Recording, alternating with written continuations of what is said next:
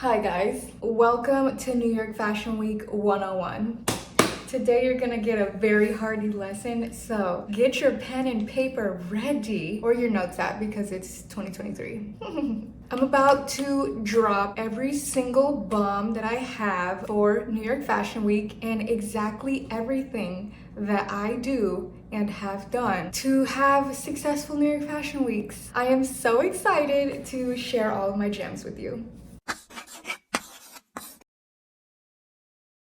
We're taking off the glasses though because the glare is literally so bad. Let's just dive right in. So starting off with literally all of the prep work that you have to do leading up to New York Fashion Week. And basically you should be thinking about New York Fashion Week all year long. All of the work that you're gonna have to put into like your social medias and all your different credentials that are gonna get you into the events and like the shows and stuff, you're gonna have to be thinking about those all year long. It's a strategy, babes. So the one thing that's always on my brain throughout the year, how my socials are looking. So basically you want your social media or like your blog or whatever you're like most popping on, you put your most energy into, you want it to represent who you are and your brand. So basically what type of fashion you like. Are you more high-end girly? Do you like low-end? Do you like mixing? Do you like versatility? Your brand should also show your different types of hobbies and a little bit more like personal stuff,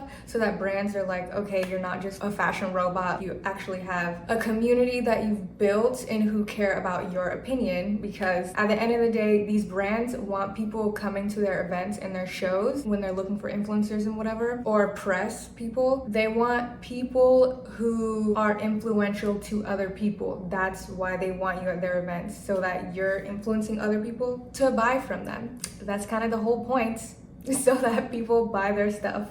One tip that I have for you is don't be afraid to rebuild your entire brand. You can rebrand yourself at any given moment in time. I literally restarted my entire Instagram. Like, I made an entirely new Instagram this year, a few months ago. My old Instagram just was not growing how I wanted it to. It didn't like show my brand how I wanted it to. Now that I've started my new one, I honestly feel so much more like free to create my brand exactly how I want it to look. I have a little aesthetically pleasing feed and whatever, which I didn't have before, so go me. I was like, I'm never gonna be a girly with an aesthetically pleasing feed, but here I am. At least I think it's pleasing to the eyes. I hope you do too. The great thing with starting your Instagram over is that obviously all the people who actually supported you from your old Instagram are actually gonna follow you to your new one. You're just gonna like shake off all the fluff. Obviously your ratio from followers to engagement is going to be better because all the people who followed you before who actually engaged with your content are like the only people following you now. And then you're gonna be gaining more people in your community who actually like what you're doing. You're not just like attracting spam robots and whatever. Another thing that I did this year that was different for me was I invested in Rent the Runway. So one thing that I really wanted to get better at was incorporating high-end brands. Obviously, your girl doesn't have $5 grand to spend on designer every other week or ever. But I love myself some designer pieces. I just rent them. By the way, this is not sponsored, but I am a Rent the Runway curator. If you haven't heard of Rent the Runway, they basically have a bunch of different designer brands and you can rent from them. You have different subscriptions. I think the cheapest one is like 90-ish bucks. I'll have like more information in the description. It's honestly just so genius. If you don't have the money to spend on a $5,000 dress for a wedding that you're going to in Italy, you just want to rent it for the week or the month, then you just get it from Rent the Runway and then you can take your cute little pictures and then send her right back. They have all the top designer brands and they have so many incredible pieces. I'll share some content examples of the stuff that I've pulled from Rent the Runway, and I loved every single piece that I got from them. I'm literally so obsessed with every brand that I've discovered on Rent the Runway and every brand that I've just been dying to get my hands on their pieces. But also by doing this, I got the designer brand's eyes on my content as well. It's really just a win-win situation. Rent the Runway, a huge brand, is going to be getting their eyes on your content and who you are as a brand and person. And then also the actual designers, their social media teams, are going to be getting their eyes on your content as well. You never know how that could lead to like an opportunity in the future, which is obviously what we're doing all this work for. Like I mentioned before, all of your content really needs to be strategized. You don't want to be just wasting your time or wasting your efforts or wasting your money. Whenever you're creating content, definitely think about whose eyes do I want on this content? Am I just creating it because I want to help a homie out? Like maybe I'm doing travel tips. If you're creating a shoe haul, I want Adidas to see their shoe haul, so I'm gonna make it in a specific way that I think that they would like. All of your content really needs to be strategized for the specific audience that you're trying to speak to. So maybe you're creating a try-on haul for Jaded London. So you're gonna go on Jaded London's Instagram or their TikTok and see what type of content they're reposting for one, and that they're making themselves. Just gain inspo from it. Obviously, don't like completely change if it's not you at all, because that's gonna come off as not authentic and that's not cute. But instead, pull inspo from it and just try to create content that you think the brand would actually like and want to repost so that they can want to work with you. I'd say another thing to keep in mind when you're creating your content is to remember that you're not only creating content for your current followers, but you're mainly creating content for your potential new audience. And honestly, don't be afraid to repurpose old content and repost old content, especially if it's old content that did really well. Repost it, because who cares? And if it blows up again, it blows up again, and that's only a good thing. I also want to talk about the importance of free collaborations. Obviously, everybody needs to get their bag. There is so much value in free collaborations. Obviously, if you don't like a brand or you don't really care about their products, then don't do those collaborations. That's inauthentic. Just probably gonna end up being a waste of time, because it's not helpful for you and it's not helpful for the brand if you're creating content that you don't really care about. And it's probably gonna be low quality. And then your audience is gonna see that it's inauthentic and they're also not gonna like it. If you don't care about a specific free collaboration, just be like, hey, I'm good on that, thanks, maybe never.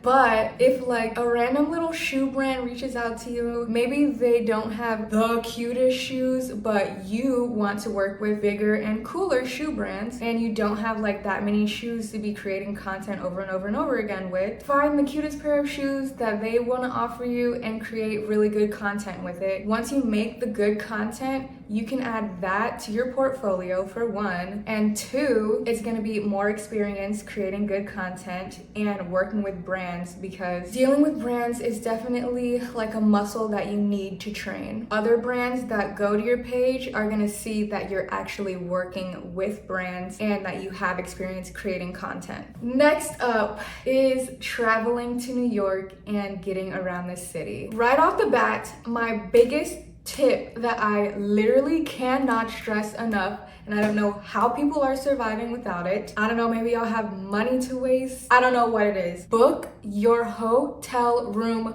early. Even if you're not sure about if you're gonna be going, book your hotel. Book the hotel. Please, I'm literally begging you. Specifically, this is extremely important for September. September hotels in New York are 3 times the price as they are in February during New York Fashion Week. The price just skyrockets. I booked my hotel room. I booked it in January and it was still double the price as I pay February. Please just book the hotel. Booking your hotel a month before or something, you're easily gonna be paying $350 a night on the low end. Not for the week, okay? And the key, which I feel like no one does or knows about, I guess, use Expedia and their Reserve Now Pay Later option. It will literally save your life, especially if you're unsure. Maybe it's January and you're like, oh my gosh, I would love love to go to New York one day, just go to Expedia, find a cute little hotel that's super cheap, book it for the whole week for September. Boom, you're golden. If you do change your mind and you're like, oh, dang, well, it's September now or it's August now and I can't really go, you can just cancel it. It's free cancellation. Make sure you read the fine print though, because all of them have like different cancellation policies. Obviously making sure you're doing your research on each hotel. No one misses out on anything. You didn't spend any money. The hotel still has time to book that room up. No one's losing here. Once again, book your hotel right now. Do it right now. Never too early. We're going next year, okay? I'm gonna see you there. Bandwagoning off that, the flight prices are not as crazy. Honestly, you could buy your flight like a month before and it would be basically the same price as it would be absolutely so far in advance. Personally, I'm a Southwest girly. You get 2 free bags. You know how it is when you're planning a bunch of outfits, especially if you're trying to like step out in New York. You're gonna need your space, honey. Get all the free baggage you can. But obviously, the earlier you can book your flight, the better, so that you can like secure everything that you need in time. As for getting around the city, that's a little sticky situation. Obviously, there's Uber, Lyft, Subway. You get car service if you are bad and bougie, hire a driver, or you could rent a car. Personally, I rented a car for like my first 2 years of New York Fashion Week. It's just okay. The entire city is like 5 miles by 10 miles. So it's literally so small. You can walk to so many things and get cheap-ish Lyfts and Ubers to a lot of your events. Usually things are like contained in certain little cities in Manhattan. It's not too insane unless your schedule is like running back and forth up and down the city. The thing that turns me away from getting a rental car is just parking. So for me, when we were getting a rental car, I always take my dad with me to New York. So he was basically my chauffeur. That was nice. The thing was parking, especially if he was coming with me somewhere, then we would have to park the car before we could go in. Parking is so bad in New York. You might as well have just walked if you have to park a mile away. So it's really not the best. Plus, all of their parking signs are the most confusing thing you've ever read. Ever. You can't park here from 10 a.m. to 2 p.m. except for at 1:30. They're all like very insane and confusing, which can make you late to your events. And we don't want that because time is money. You're gonna have a tight schedule most likely. But maybe if you have kind of a more clear schedule and you wanna do things that are all over the city, you wanna go to Brooklyn, you want to see like a bunch of places, then having a car would be much more feasible for you and would actually make way more sense, because at that point, going from all these places on Lyfts and Ubers is going to be so desperately expensive, especially when you can get a car for like 35, 40 bucks per day. But I would just say in general, plan for a lot of money, a few $100s just on transportation. And if you're considering the subway, I have no advice for you because I've never been, because I'm a small girl who likes to wear cute clothes and I don't want to be touched or looked at. So another little tippy tip is that if you know literally anyone that is considering going to New York Fashion Week, definitely try to book your stay with them and like coordinate schedules and stuff like that. It's gonna be a lot less stressful, a lot more fun with a homie, and it's gonna be a lot cheaper for your hotel. And if you can like ride share too, then that'll be much cheaper too. However, definitely if it's maybe an internet friend or something, definitely try to like see where their values are. You don't want to be committing to this person before you know their budget on a hotel or how they feel about an $80 Uber ride and we could just walk 30 minutes, you know? You need to be knowing that before you commit to traveling with them. That's literally how trips get ruined in their entirety. You just can't travel with everyone, and that's okay. Just choose another person to travel with or go by yourself if you have to. Next up is going to be prep season, and prep season is about 2 months before New York Fashion Week actually starts. Prep season is essentially the time where you're going to be sending out all of your emails. You're going to be making your content look A+++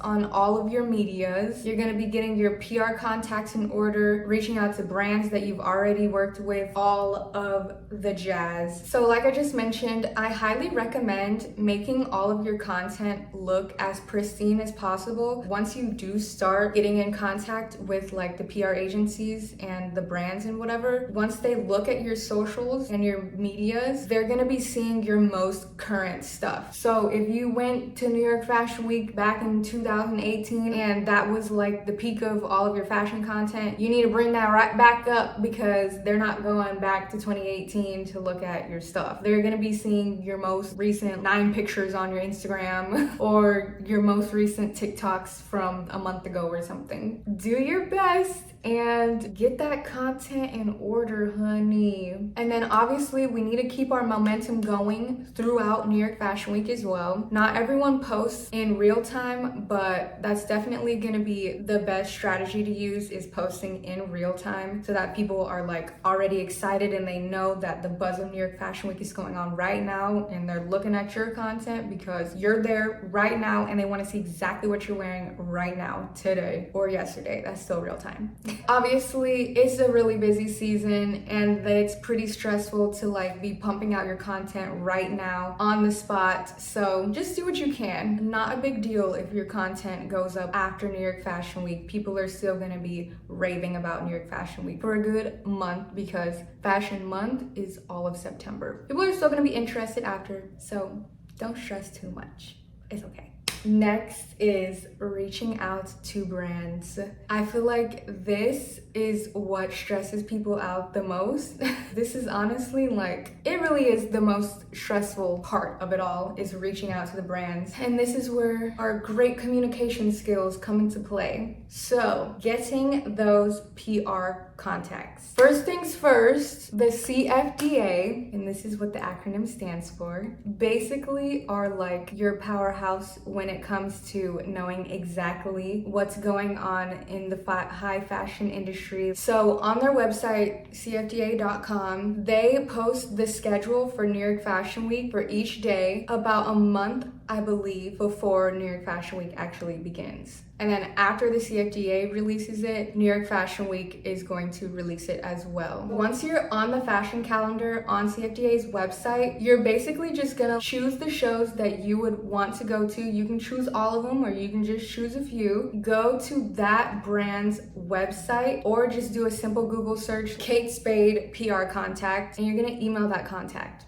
And this is what you're gonna say in your email. First, you're going to introduce yourself. They need to know who they're talking to, not just some rando with no purpose. And in your introduction, you're just gonna be like, my name is blah blah, this is what I do, and this is the purpose that I serve. This is mine, and it's gonna be written out right here as well for you to follow along with. Mine is, my name is Faith Blackshear, and I'm a fashion, beauty, and lifestyle content creator based out of Phoenix, Arizona. I create content on Instagram, YouTube, and TikTok that showcases how versatile fashion can be and encourages others to show their authentic selves through style. It's literally 2 sentences. They just have a little synopsis on who you are and what you do. It should not be long. They don't need to hear your whole life story or blah blah blah blah blah. They don't care, and it's wasting their time because they're just trying to get to the meat of what you're reaching out to them for, but they do want to like know who you are. After this, you're gonna say, I would love to attend your show or event, blah blah blah, and then you're going to give them your social medias and whatever credentials that apply. So if your social media that you do most of your stuff on is TikTok, then you're gonna send them your TikTok, and maybe you're gonna link a couple videos that have to do with either the brand or other New York Fashion Weeks that you've been to. If you're a blogger, you're going to give them a few examples of like relevant blogs that you've created, just so they can see a little bit of your work and basically know why they should actually invite you to their shows or events.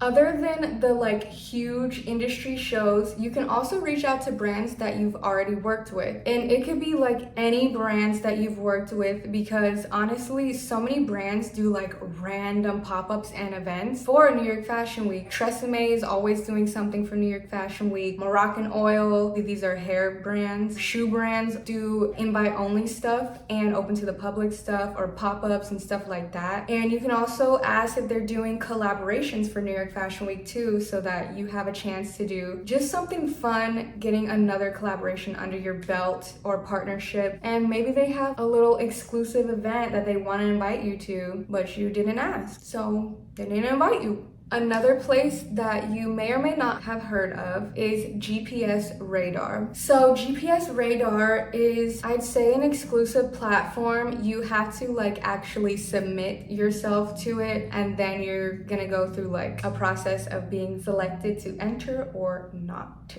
Honestly, I applied so long ago that I couldn't even tell you what the current process is like. Once you're in, you're going to see a bunch of different events brands are going to be hosting. GPS Radar is super cool because you can actually ask to be invited to these events through the platform. And then once you get invited to the event, it's going to go through GPS Radar as well. You can like RSVP yes, or you can RSVP no, and then it's going to give you all the information for everything. So it's just like a super easy way to streamline all of your events and like invitations so that they're not just all willy-nilly through your emails and whatever. And there's always a bunch of secret or exclusive or just not let out into the world on social media publicly events on there, which is super cool, so that you're the first one to know about these events. And the last place that's gonna be honestly your best friend for knowing about New York Fashion Week events is just social media. There are people on TikTok right now talking about, hey, these are all the events going on during New York Fashion Week, like pop up, free event, party, open to the public, runway. So honestly, if you just search like hashtag New York Fashion Week, so many things will pop up for you, and you can pack your schedule with all of those things that are open to the public. And trust me, there are so many, you will find some, and it will be so exciting. All right, we are now 2 weeks before New York Fashion Week. This is where things start to get good. We're getting into the nitty-gritty details. First things first, you need to have an itinerary. We don't want to be going insane, and it needs to be comprehensive with everything that you need on it. Trust me, if you get into New York and you just don't have something comprehensive all in one place, you're gonna go insane and you're gonna stress cry because you have no guidance and you just don't know what you should be doing at what time, and that's never fun. I am very type A, so I like to plan everything in full detail, but it has not failed me yet, and it takes away all of my stress. If you're not like this, that's okay, but I'm just showing you what helps me. And just find literally whatever system works best for you and run with that. This is an example of how I put together my itinerary. It has addresses, times for everything. I plan when I should be eating and when I should be doing makeup and outfit changes, when I should be getting my hair done, stuff like that. That just makes in the moment so much less stressful. And then you can see where you have like gaps of time, when you have free time to do something else. So this one is a real life example. This is for my New York Fashion Week this week. So this one is September 11th, which is next Monday. So I have breakfast 9 a.m. and I specifically put food on mine because I'm bad at taking time to eat when I have a super packed day. That's like always the thing that gets swept under the rug. I'm like, okay, I'll eat later, whatever, I need to do this right now, so I'm not eating. So if I have it scheduled out, then I know that I have this time right now to be eating, and I should be eating so that I don't pass out. Then at 10:30, which we've given us plenty of time to eat, then at 10:30 we've got hair and makeup with Mo. I'm so lucky this season that Mo, a hairstylist gal friend that I know, she decided to come with me, and I'm like, praise Jesus, thank you so much. I scheduled her in like when we should be doing everything that we should be doing. And another thing that you're gonna notice on here, 1 p.m. we have Global Fashion Collective Show 2, and then I have in parentheses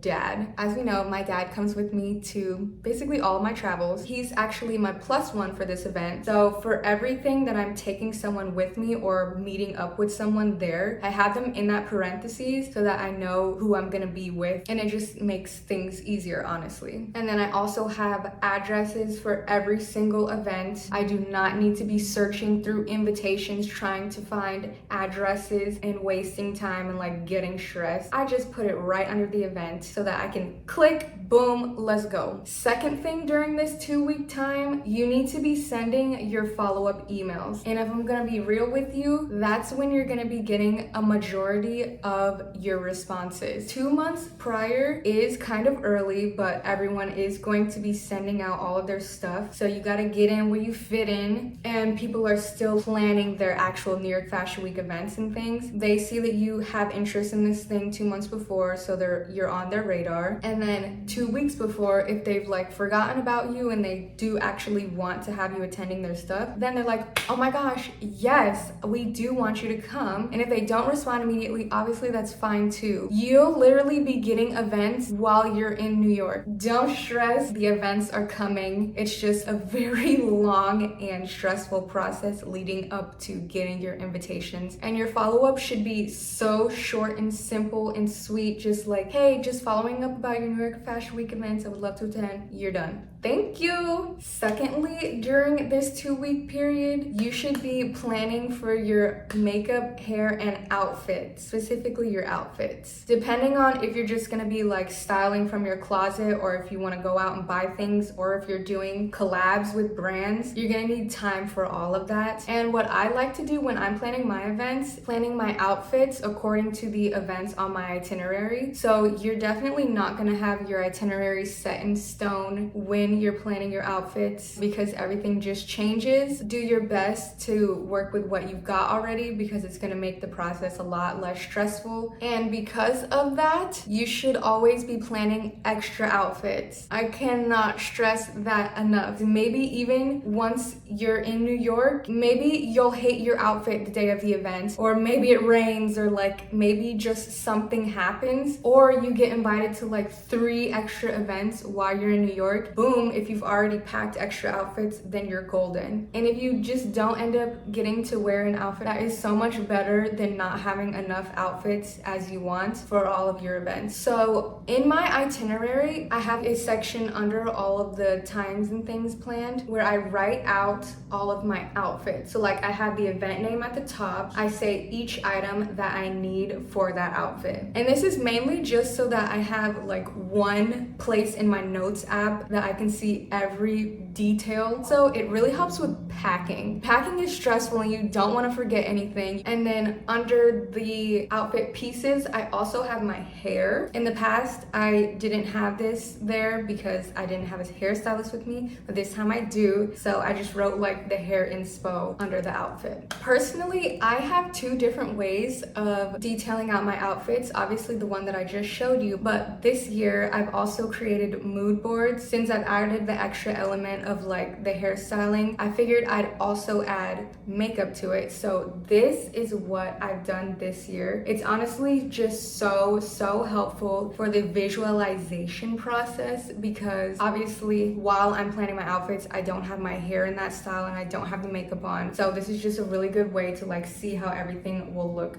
together. And this makeup that you see here is not actually the makeup that I'm gonna be doing. I just had that in the template because I haven't planned my makeup looks yet. New York is still 2 days away from me and I'm not done planning yet. Regardless, I'll be placing my makeup inspo right there. And then I have my outfit on the right. And then I also say like what the event is for, and then also the outfit details once again. And then I also got the date up there just so that everything like makes sense in my brain. And then here's another one. It's basically the same thing, but I just kind of wanted to show you how I'm doing this for every single outfit, even if it's on the same day and even if makeup is the same, but I just changed the hair. You guys have already seen these outfits already because this is going up after New York Fashion Week, so I'm not afraid to show you.